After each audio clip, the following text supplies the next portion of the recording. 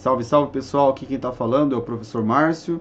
E dando continuidade ao conteúdo que nós estamos estudando, hoje vamos continuar aí falando sobre o imperialismo e o neocolonialismo europeu no século XIX. Tá? Então são dois termos aí que são fundamentais que todo mundo tem que dominar. Imperialismo e neocolonialismo. E saber também que o século XIX é o período ali que vai de 1800 a 1901. Né? Então, precisamente nós vamos falar aí sobre o período que vai de 1860, 70 até a Primeira Guerra Mundial, que começa ali em 1914 e termina em 1918, tá? Então é isso. E agora vamos tentar entender esse termo, imperialismo.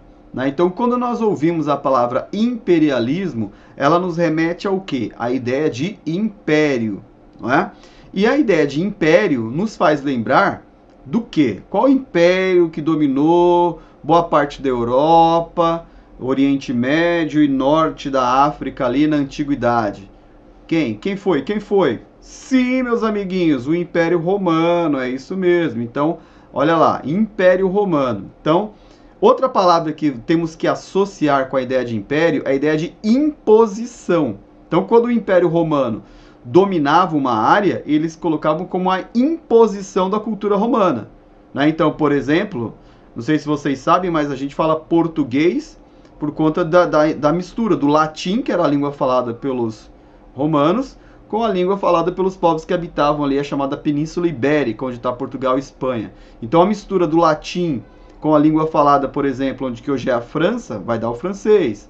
Né? Então, e assim por diante, o espanhol também é uma derivação, aí são chamadas de línguas neolatinas, né? Ou seja, que tem influência do latim, que era a língua falada pelos romanos. Então, o português, o espanhol, o francês e até o romeno, lá na Europa oriental ali também, dizem que tem uma influência do latim, que era a língua falada pelos romanos. Então, com isso eu quero dizer o seguinte para vocês. Então, notem que com a ideia de imperialismo, de imposição, nós temos também a imposição cultural que os romanos exerceram sobre boa parte dessas regiões que eu falei, né? A Europa, Oriente Médio e Norte da África. E agora eu vou falar um pouco do Império Americano, né? A ação americana, norte-americana, dos Estados Unidos da América sobre o mundo hoje em dia, ou durante boa parte do século passado, a gente pode falar do século XX, foi uma ação imperialista. Né? Quantas guerras aí os americanos não provocaram, objetivando expandir o seu território, dominar áreas? Eu não sei se vocês sabem, mas, por exemplo, o Havaí é uma ilha que é considerado um estado americano. O Havaí está muito mais para a Ásia do que para os Estados Unidos, para a América. Né? Ou seja, isso aí é um exemplo do imperialismo. Os Estados Unidos dominaram uma ilha que fica lá no meio do Oceano Pacífico. Né? Outro exemplo é o Alasca. Se você pega o mapa e olha o Alasca está muito mais para o Canadá do que para os Estados Unidos. Né? E o Canadá, aliás, e o Alasca é considerado um estado americano. Tá? Então, isso são pequenos exemplos do imperialismo americano, ou seja, de partes que a gente são considerados estados americanos, mas que não ficam necessariamente ali na América do Norte. Né?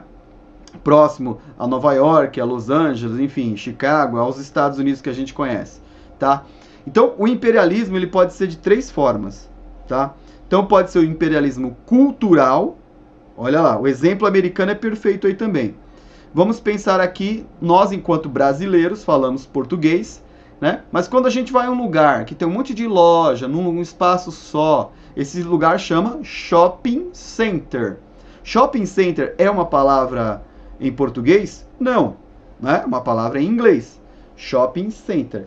Aí lá no shopping você quer ver um filme, né? Aí você vai num cinema, que é o Cinemark. O Cinemark é uma empresa brasileira? Também não. Já adivinha de onde que é? Estados Unidos. E aí, antes de entrar para ver o filme, você vai lá e compra pipoca, o popcorn.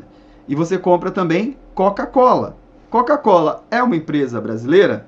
Não, também é uma empresa americana. Saca só aí o tanto de imposição cultural sobre a gente. E aí quando você entra para ver o filme, você vai assistir um filme, vamos dar um exemplo mais esdrúxulo, Capitão América, que ó, é um filme americano que exalta um super soldado americano. Tá? Então notem, isso tudo é o resultado da imposição cultural sobre o Brasil, né? Que os Estados Unidos exercem sobre o mundo, e eu estou dando um exemplo aqui do Brasil. Tá? É muito comum as pessoas, principalmente os jovens que têm a idade de vocês, usarem camisetas com coisas escritas em inglês e muitas vezes nem sabem o que está escrito. Né? Também é um outro exemplo de imposição cultural americana.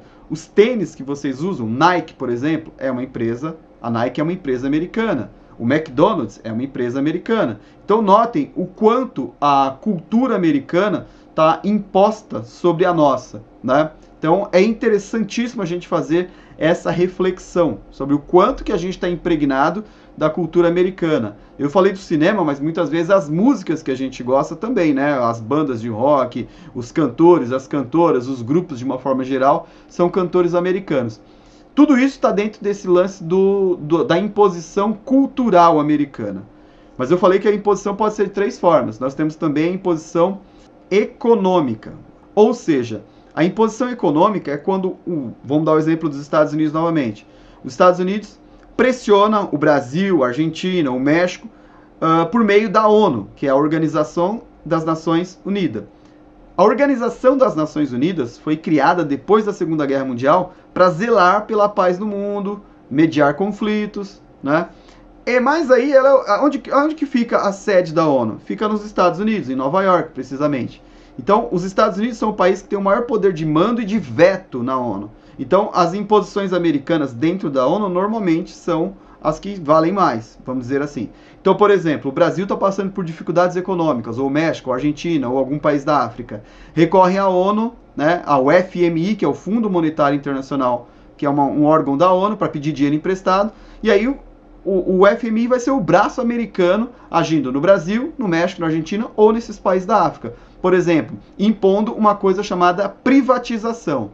Então, eles querem que o Brasil privatize, por exemplo, o Correio, que é uma empresa brasileira que tem 200 anos. Né? Privatizar é vender o que é público, aquela empresa do Estado. Ela vai ser vendida, né, com a desculpa de que vai gerar mais emprego, ou que o dinheiro dela vai ser usado para pagar dívidas, ou que vai ser investido na saúde, educação, o que normalmente é uma mentira. Né? Então, e aí os Estados Unidos pressionam vários países do mundo aí por meio do Fundo Monetário Internacional, que é um braço lá da ONU, certo? Então aí eu estou falando para vocês do imperialismo econômico. Mas nem sempre os países se rendem aos Estados Unidos por meio da imposição cultural ou da imposição econômica. O que acaba acontecendo? Esses países não se rendem facilmente, e os Estados Unidos usam o quê? As armas. É isso mesmo, meus amiguinhos. Os Estados Unidos recorrem às armas, né, para dominar esses países. Foi o que aconteceu com o Iraque em 2003, né? Não sei se vocês sabem, mas o Iraque é o segundo maior produtor e exportador de petróleo do mundo. Então, o que o Iraque tem para o mundo? Petróleo, né?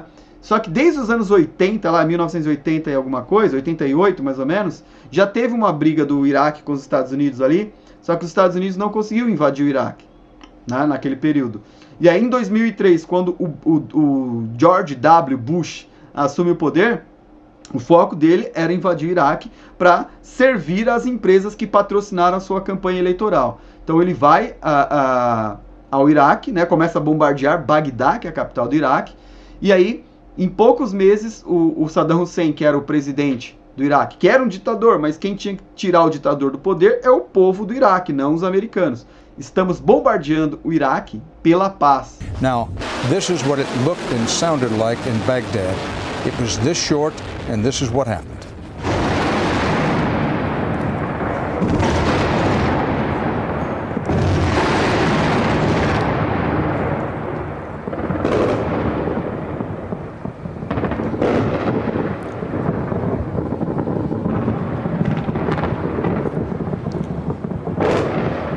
Ou seja, bombardear um país pela paz é meio estranho, né? E aí o Iraque foi totalmente destruído, né? Ou seja, hoje quem está lucrando com o petróleo iraquiano são as empresas americanas. Quem está reconstruindo o Iraque, a infraestrutura que foi toda destruída, são empresas americanas. Além disso, as empresas americanas vendem milhões de armas, né, para o exército americano. Lucram bilhões com a venda de armas, munição, carros de guerra para o exército americano. Então é um negócio gigante. Então tudo isso que eu falei para vocês agora aqui exemplifica muito bem a ideia do imperialismo, um exemplo muito próximo da gente aqui, que é o imperialismo americano, tá? Então o próximo passo, a próxima aula aí, nós vamos falar sobre o imperialismo europeu no século XIX. Então esse primeiro momento aqui foi só para situar vocês aí nessa questão do imperialismo, tá? Usei como exemplo o imperialismo americano, que está mais próximo da gente, para a gente chegar ao objetivo da nossa aula mesmo, que é falar sobre o imperialismo europeu e o neocolonialismo no século XIX, na África, Ásia e Oceania.